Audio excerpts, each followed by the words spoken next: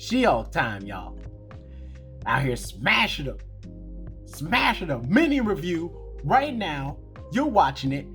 Put the thing up. Put the thing up.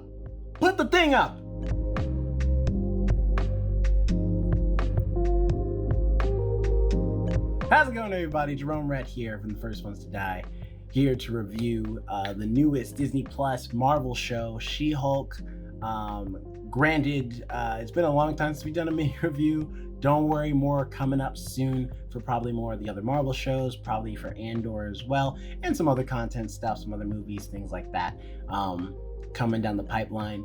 But for right now, we got She-Hulk, so here we go. We're going to start with this one. She-Hulk is a show about the titular character from the comic books, by the same name, She-Hulk, but also aka Jennifer Walters, and is a show about how she, after getting Hulk-like powers from her cousin Bruce Banner, must juggle her life as both now a new superhero, but also as a working attorney, and more specifically, as she takes on a new division, working in the superhuman law division at a law firm that she is now in charge of and has become her new bread and butter, so to speak. And yeah, that's the plot in a nutshell of the show. Not gonna lie, I was super excited when they announced this show because I am a She-Hulk fan. Matter of fact, huge She-Hulk fan right now. Got me all my She-Hulk comics right here, of the current She-Hulk run. So, I mean, looks great. Also, if you're not reading the current She-Hulk run by Rainbow Rowell, go read it. It's good, it's funny, it's cute, it's interesting. It's just good all the way around. Anyway, so needless to say, I was excited for this show. I was also excited because it looks like this one was going to really take a lot of elements that Marvel's been playing around with but haven't really dived into, like comedy, being more episodic. Like the other Marvel shows have been very much like a all the way through like a long story arc shows. This one is more like being a procedural. Every week is a new thing, new conflict, new plot line, all that good stuff. So they really wanted to take their time and do something completely different with She-Hulk in this vein. So I applaud them for trying new things, and Marvel for still being willing to try new stuff.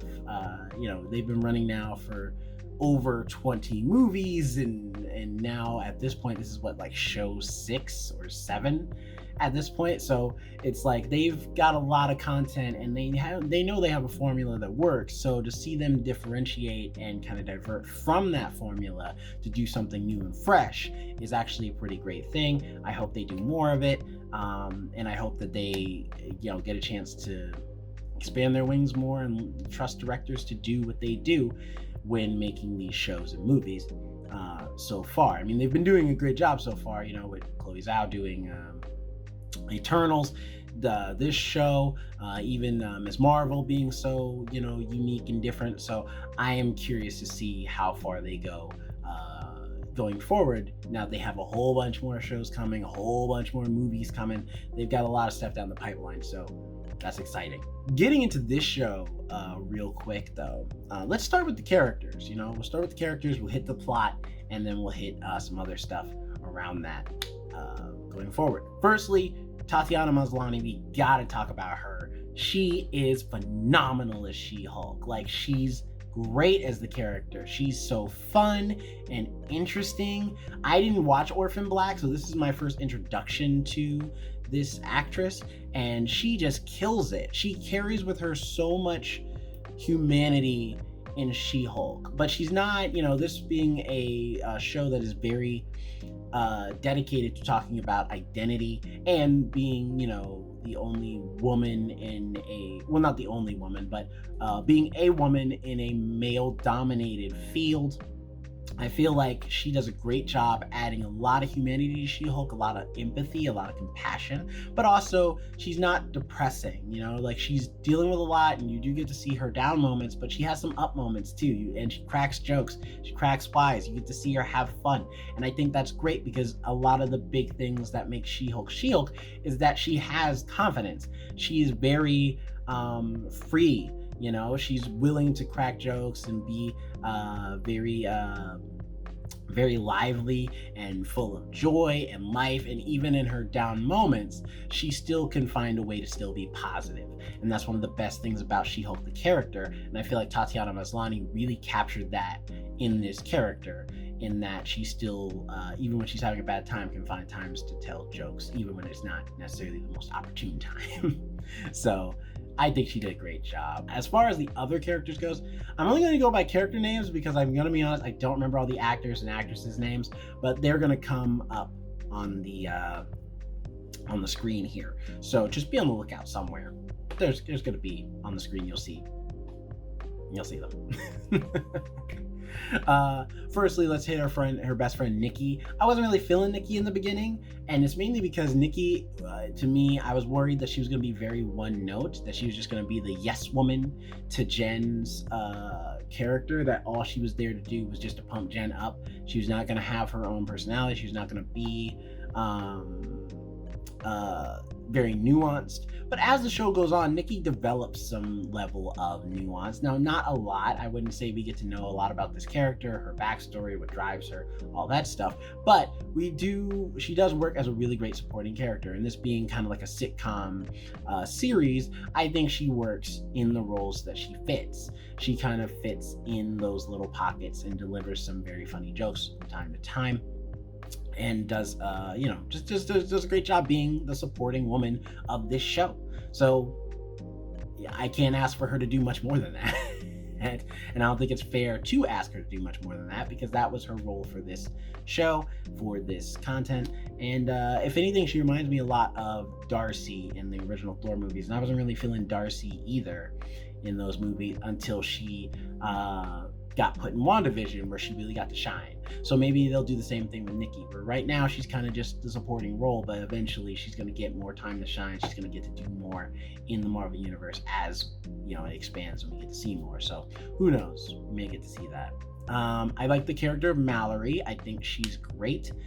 I do think it's interesting that we don't get to see a lot of her, because Mallory is, for those who don't know, a big part of the She-Hulk universe as well. She's a big character in the She-Hulk comics, as far as being kind of Jennifer Walters' legal rival. But I like that they have Mallory kind of working together with Jen, as opposed to them being frenemies as they are in the comics currently.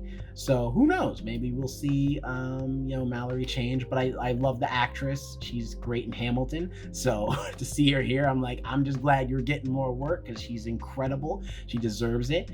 And right on. Getting into the cameo characters right now, I have to say they varied for me. They were all great. It just was a thing of I feel like the show kind of needed them to be there, though, because I don't know if this show really rocks well without them. But I mean, She-Hulk is that type of character. Even in the current books right now, there's a lot of characters who cameo because, She-Hulk being a lawyer, she's interacted with so much of the Marvel Universe that, they just can't help but kind of come in and come out as you do her comics. So it just makes sense that for this show, they would have a lot of cameos as well, because why would you not? It's She-Hulk, and it, unlike the rest of the Marvel shows, I do appreciate this show. Well, most of the Marvel shows, not all of them, but I do appreciate that this show feels connected. That was one of my biggest complaints about Moon Knight, is that, they want to have the cake and eat it too. Moon Knight feels like it could take place in its own universe, and because it just does not really tie into the Marvel Universe very well at all. This show does a great job of still being its own show, but connecting to the greater Marvel Universe as a whole in a way that's still interesting, funny, unique, and it just adds a lot of questions that I'm glad, to ask And I'm sure we'll get answers too as time goes on. Character we're definitely going to start with is Wong. Wong is fantastic. Benedict Wong does a great job playing Wong. He's phenomenal.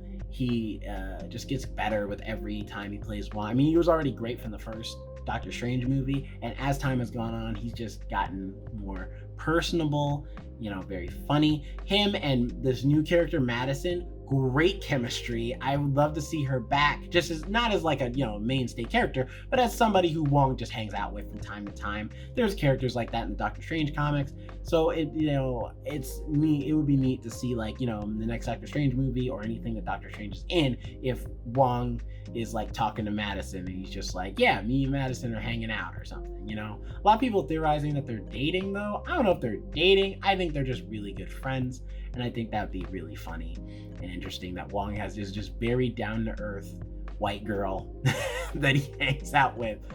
But their chemistry was solid. But just Benedict Wong in general, really great with the delivery. He's very funny. He just gets in, gets out, tells his jokes, and he does not waste time. It doesn't feel like he's not an asset to the episode when he was there.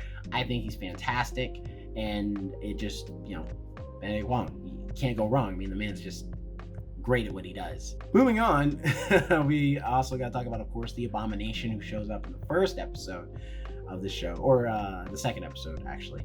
But regardless, we got to talk about the Abomination. I think Tim Roth does a great job. I'm glad to see him back. I'm glad that they're acknowledging Incredible Hulk, because that's a movie that just is not present in the Marvel Universe most of the time. We see it sometimes on screens or whatever, but they never really mention it. But here they really talk about it front forward, and it's great. I do think it's weird that his design has changed. I mean, we saw his design in Shang-Chi, so we knew his design had changed, but I think it's still weird that there's no real explanation. So if you're looking for that explanation as to why he now looks like comic Abomination and looks like a big fish monster, as opposed to looking like, I don't know, like a large man with a bad, chemical burn on his entire body like he did in the Incredible Hulk, can't tell you. But what I can tell you is that Tim Roth is fantastic. He's very funny. He's got great delivery. And I think, they don't overuse him as well. They don't let the Abomination run over this show. He's great. In fact, a lot of the cameos in this, they let them be there when they need to be there. And when they don't need to be there, they are gone. They are not important. And because this is She-Hulk's show. Let that be known right now. It is She-Hulk's show. And they do a great job of having the Abomination not take over. He's only in a few episodes. When he's there, he's great. And when he's not there, you don't miss him because there's other things to talk about and other things to do. So I would say the Abomination's solid. Lastly, as far as big cameos, we've of course got to talk about Daredevil. I will say, if you are looking for Daredevil to be in this show from top to bottom, don't expect that at all. Yes, he was in the marketing material, but he does not show up till the second to last episode. And he's only in the last 2 episodes. So if you're expecting Daredevil to show up immediately in the show, you're gonna have to wait a while because he's not in it for a long period of time. But when he does show up, Charlie Cox is unstoppable. That man is gonna be Daredevil till he dies, all right? He's just too good. And Disney, smart on you for finding Charlie Cox and being like, hey, you were great in the Daredevil show. How would you like to be Daredevil in the Marvel Universe? And he just fits right in. I think the biggest and best thing about his Daredevil this time around is that it's not as dark. He's not as dark and brooding. Now, granted, when he gets his own show later next year, maybe he might be a lot more serious. But this being a comedy, they decided to make Daredevil a little more funny, a little more lively.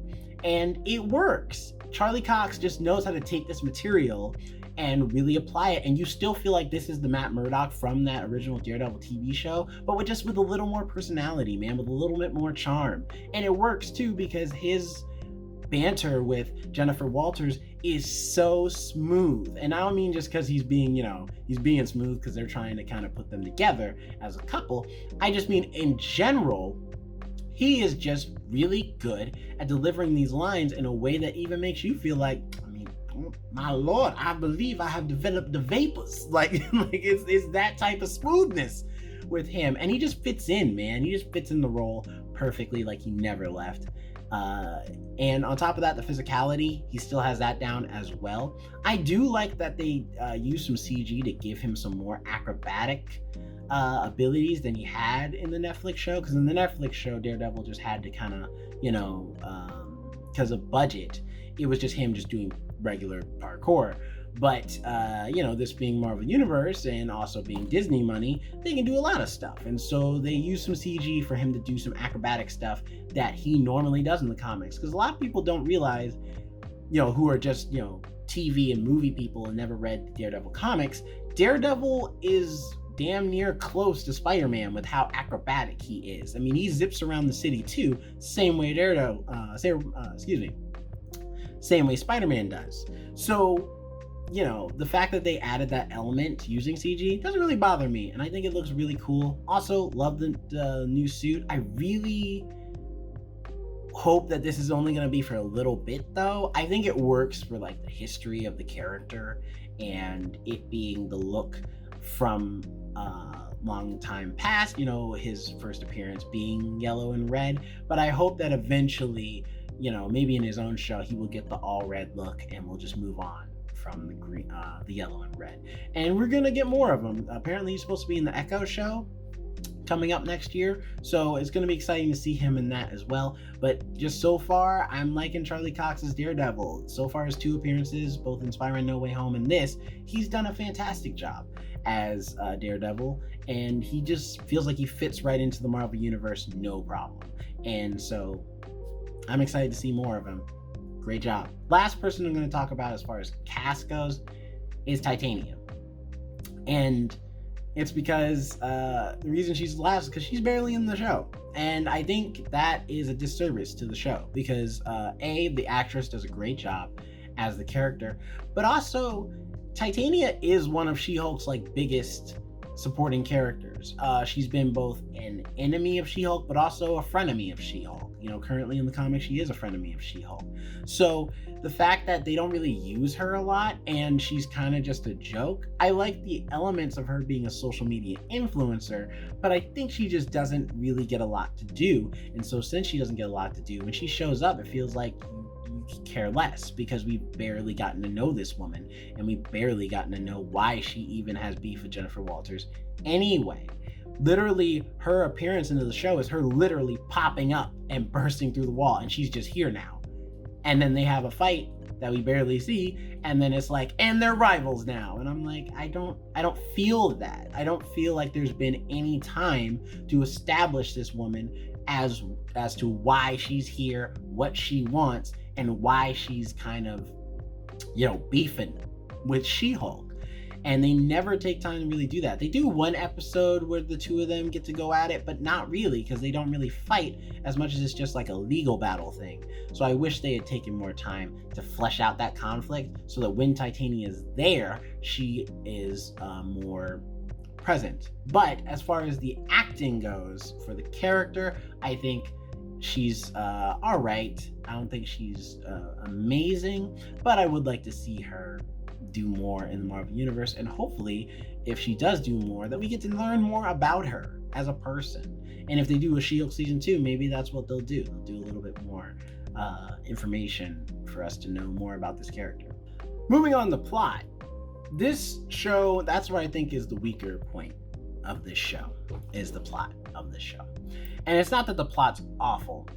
I do think there's a lot of hate being given to the show just in general, with a lot of people not really understanding the marketing of this show. I mean, I tell my jokes and stuff, but I do think the marketing hurt this show a lot because it's, a show that is marketing itself off of, this is a show meant for the female audience of the Marvel Universe.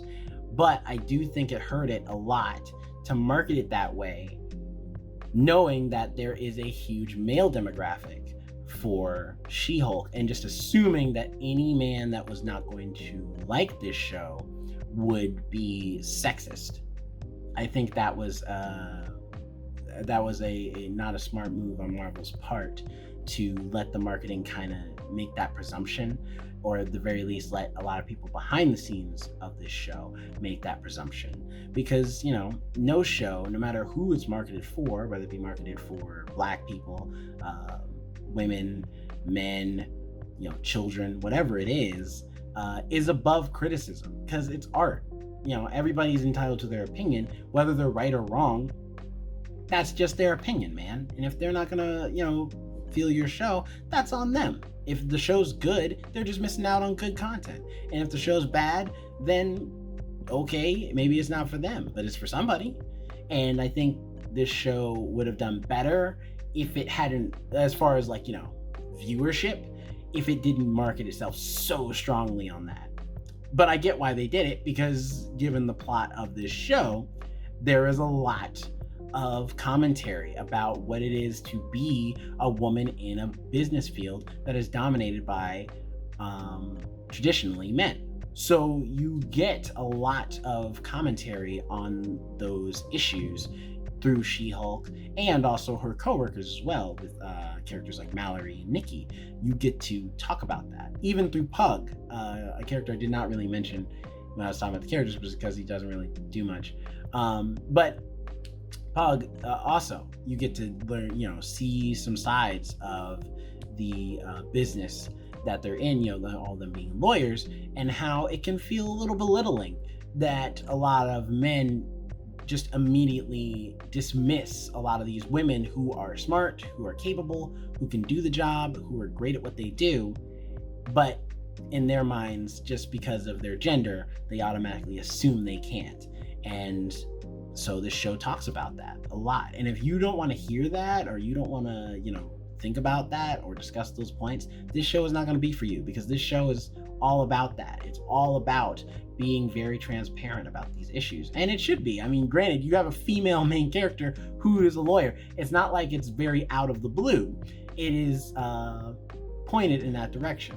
However, I do think that despite having a really great theme, and I think that's really great that they want to tell that story and tell that context, I think the problem they run into is that outside of that message that they want to send and they want to really bring to light using She-Hulk, they don't do a great job just telling the story in general. This story is confusing because it feels like it's rushing at certain points, and other times it feels like it's forgetting plot points and then having to remember them later.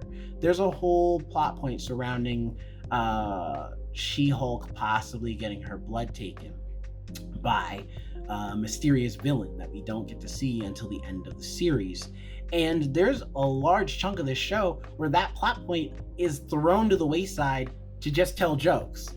And while, yes, this is a sitcom, it feels like they were trying to have their cake and eat it too. They still want the show to be episodic, like a sitcom, procedural, where it's like every week is a new thing, but they also still want to have the story arc that's going over the entire show. And I think it would have worked better if every episode we get back to that after that plot point's introduced, like whether it be small things or whatever. We don't have to have like a whole big big reveal every episode. But this show, especially establishing itself from the very beginning to always have after credits, which it doesn't. There are many episodes as we go through the entire show that have no after credit scenes. And I feel like that would have been the place where you could have had those, and it would have kept that plot going of like what's going on with the blood stealing plot, like what's happening. And it would have kept the audience's interest into that mystery. But because it's brought up and then forgotten about for so many episodes until a little later, like until almost damn near the end of the show, for a lot of people, just going off of Twitter reactions, YouTube reactions, people who were enjoying the show, for a lot of them, even they were saying, oh yeah, I forgot about that plot point entirely, because it just felt like it kind of just forgot about that stuff.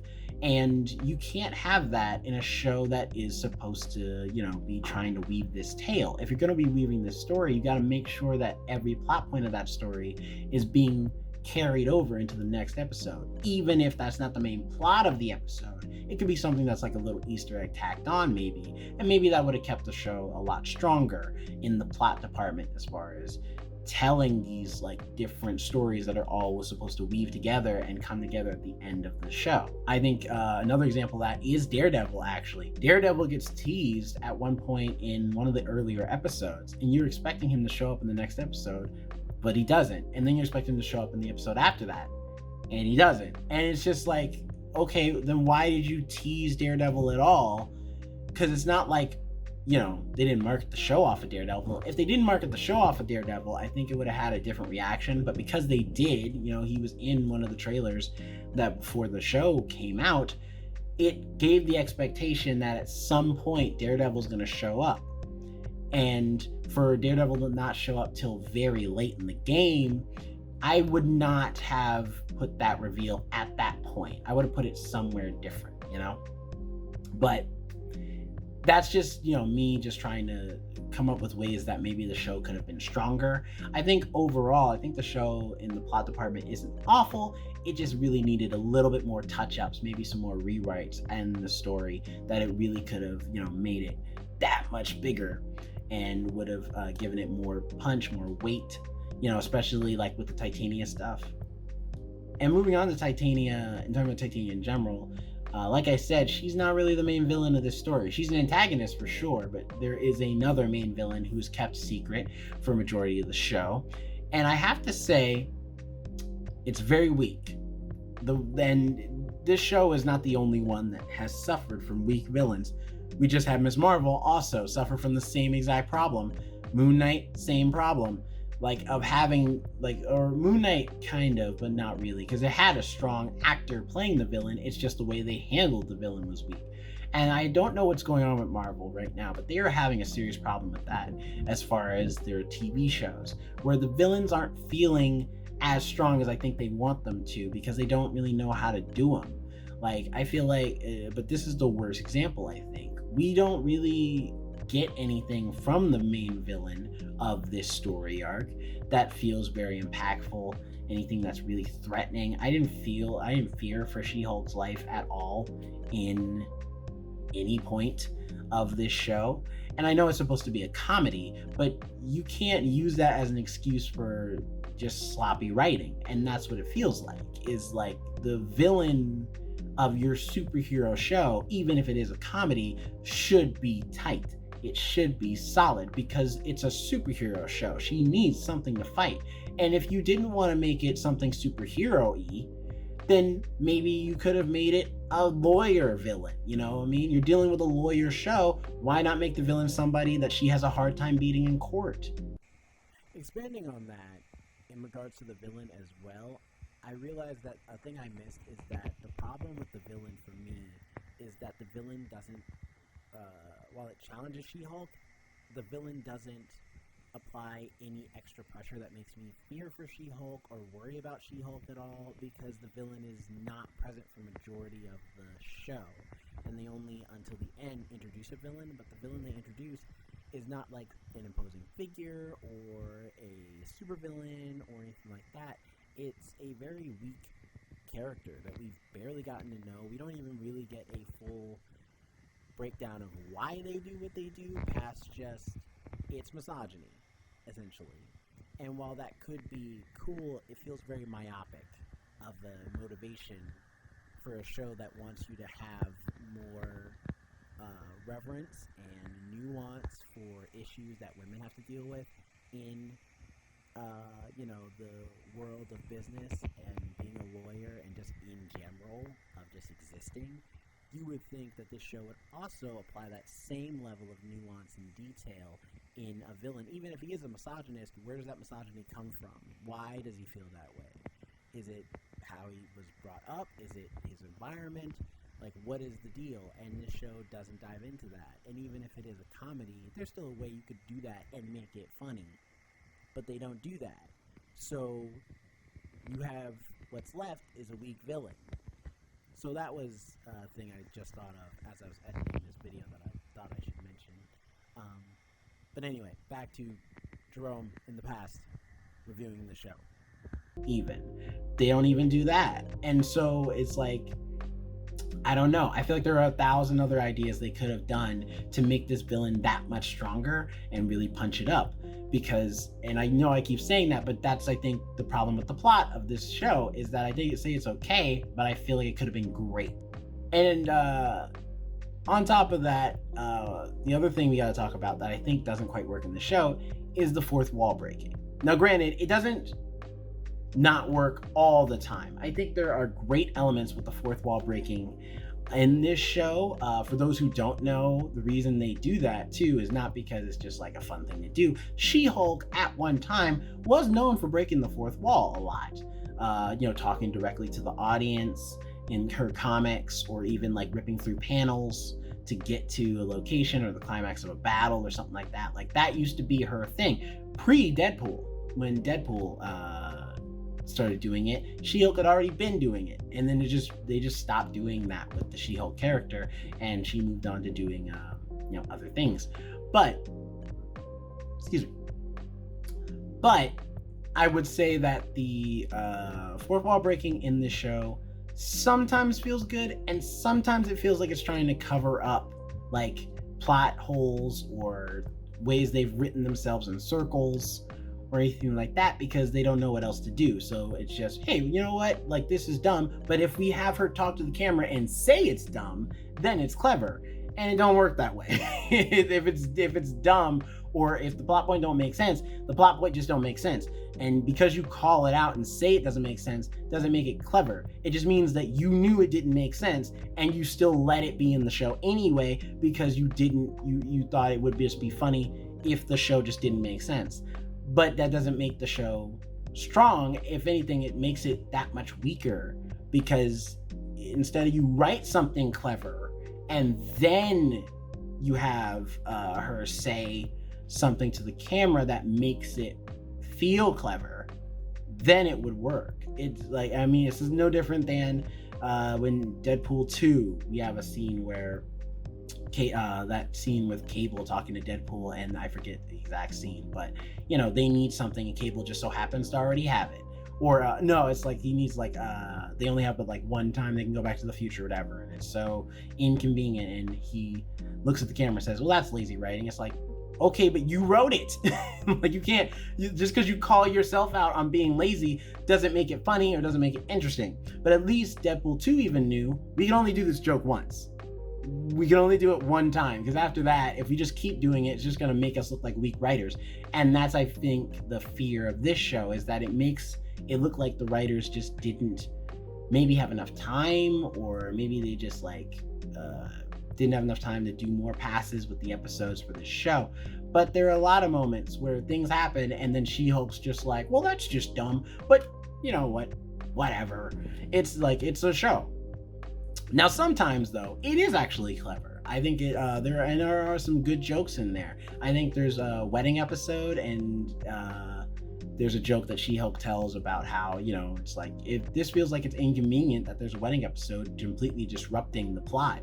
Well, that's what weddings do in real life. And it's like, that was clever. That was interesting. I mean, I'm not delivering it in the way that Tatiana Maslany delivered it, but the way she said it, it was very funny and good. So, there's some of the fourth wall breaking, like I said, is good. It is decent. There are some funny jokes. It's just those few times when it's used to just cover up like sloppy writing is when I think it doesn't work very well. But I do appreciate the attempt. I don't know how it's going to work going into the Marvel movies, especially with them doing Deadpool. So who knows? Maybe it'd be cool though to see She-Hulk and Deadpool battle it out as far as fourth wall breaking like characters. It'd be really fun and interesting. So never know. Anything's possible at this point. Another thing to talk about is the CG in this show. I am not going to touch on it very long because I don't think there's anything I can say that hasn't already been said. I do think the CG is a little rough in the beginning, but it does get better. It does get better. So, keep that in mind as well. If you weren't feeling the CG, because I wasn't either when I saw the trailers for the show, but it does get better. It gets a lot tighter, and it looks decent. So I think so. I do wish they had taken more time to work on the show. You could tell that they didn't take as much time to work on the show as far as the CG element goes, because it's not just She-Hulk. There are other CG elements that also don't work either, or don't blend either. But overall, I think CG's fine. It's whatever. Overall, I think this show is pretty decent. I think there, is some negatives to this show. I don't think it's a perfect show. I think it has some weak points for sure. But I think some of the good, though, really does keep you watching this show. I think Tatiana Maslany keeps you watching this show. I think the character interactions amongst each other keeps you watching this show. And I think the cameos and how they use them very well keep you watching this show. So I think now that all the show is out, all 9 episodes are out there, watch it for yourself. Form your own opinion, all right? Don't go off of Twitter. Don't go off of other people's opinions, because people are hating on this show. And I think a lot of people are hating on this show just to hate on this show. And if you feel offended, because yes, this show does touch on the, overwhelming group of men out there who feel this level of possession of comic book culture, of nerd culture, and this gatekeeping of who should be in the limelight, who should not be, what characters should get their own show and everything else. And it's like, look, man, like the comic book industry is wide. Comic book industry or comic book culture is wide. It's filled with thousands upon thousands of characters. Not all of them are going to be a bunch of dudes kicking ass and taking names. You're going to get some that are women superheroes who aren't just sex bombshells, that are interesting, that have more to say than just being hot and kicking ass. And before you just immediately judge a show based off of, well, a woman's in the lead and then it's going to be social justice and watch the show, watch the content before you form an opinion. Because for all you know, A, the show could be good, and B, what's it matter? If you don't like the show, it's not for you. Watch something else. This is a show that I feel like has gotten an unfair shake before the show even came out. There are some things that you can look at the trailer and you can tell it's bad. She-Hulk did not look like one of those shows to me personally. I felt like this show had merit, had a chance, and while not every episode is really tight, really strong, really good, I do think that overall the show is not awful. I have seen awful sitcom shows. This don't even come close to those. I just think that this show, if it had pumped up a lot of the writing, maybe had a few more passes with each script, pumped up those superhero elements a lot more, and maybe touched on those jokes a little better, I think the show would have done even better than it already has. It's already been pretty decent. Now, granted, it hasn't had great ratings as far as, just viewership. But I do think that, as far as if you do review the show, I feel like it's kind of middle of the road, It has some weak points, it has some up points.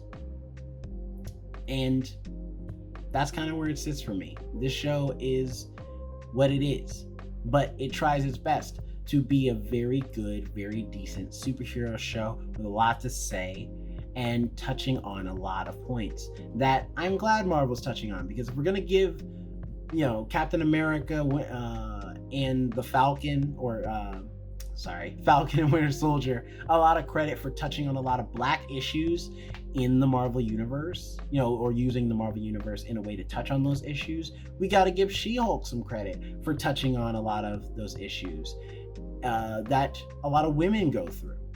And I, for one, am glad we're finally getting some superhero content to touch on a lot of those issues, touch on those topics, because what else is there? We've already gotten the popcorn flicks where you just turn your brain off and let some people punch CG for 6 hours. You know what I mean? 2 hours, but you know what I mean? We've already got that. If you want that, go rewatch those movies. They still exist. They're all on Disney Plus too. Just rewatch Avengers Endgame and Avengers Infinity War and get you some fun just watching a bunch of CG characters fight other CG characters on a CG background. Have it to your heart's content. As far as this show goes, if you want to have a show that at least is going to poke fun and just have a few laughs here and there, maybe even laugh at the superhero community a little bit and laugh at comics a little bit. That's what this show is for. And maybe that's not for you, but if it's not for you, then don't watch this show. And if it is for you, give it a shot. Or if you think it's for you, give it a shot. Watch it. If you're not feeling it, you're not feeling it. But at least I would urge you to watch the show, develop your own opinion for yourself. And I hate to go on a rant, but that's just, I think, the thing that is the most annoying and has been the most annoying about seeing the internet reaction to the show, because I feel like it's unnecessary. There are so many other shows out right now that you could be watching, and you're spending all your time complaining about a show that you actively hate. So why do you keep watching every week? That just doesn't make sense to me. That's just being dumb. If you hate it, why are you still watching it then? Know what I mean? Like, my grade for this show is probably a C-. I don't think it's a great show. I don't think it's like amazing, but I do think that it was entertaining. It was fun at times. I did laugh at least once every episode. I did get very sucked into Tatiana Maslany as She-Hulk and her character development as we went on. And overall, I don't regret watching this show. I think it was fun. And that's, I think, their goal for this show. Even despite my problems, I think the goal was to make a fun show that you could just put on, watch, have a good time. And I think this show accomplishes that by making it a show that people are just having a good time watching. So if you think that's a show for you, watch it, have a good time, laugh. You know what I mean? It's not like we're gonna get much more of these. Next movie is gonna be Black Panther 2. You think Black Panther 2 is gonna be very comedic? No, it's gonna be very serious. And we're gonna have some serious stuff to discuss. So that's where I'm at with it. So that's my review of She-Hulk. Comment below, tell me, did you like it? Did you hate it? What would you rate it? I'm sorry to steal that from Anthony Fantano from the Needle Drop, but it just flows off the tongue real strong. Tell me what you guys think. What would you give a letter grade for this show? And if they do a season 2, are you excited to see it, or are you just like, nah, I got my She-Hulk fill, I'm good, like I'm moving on? Comment below, tell me, you want to know.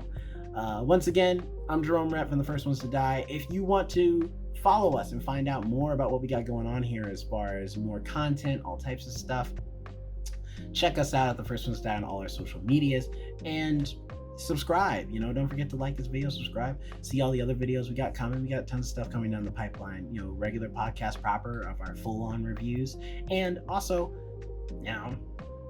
we got other stuff coming, gaming content, vlog content, all of that's going to be right here on the YouTube channel. So tune on in so you can catch that stuff when it's happening live. Click the notification bell too, so you know when it happens, like on the dot. Yeah. But other than that, you guys have been great. Hope you're having a great day. And I will see you next time.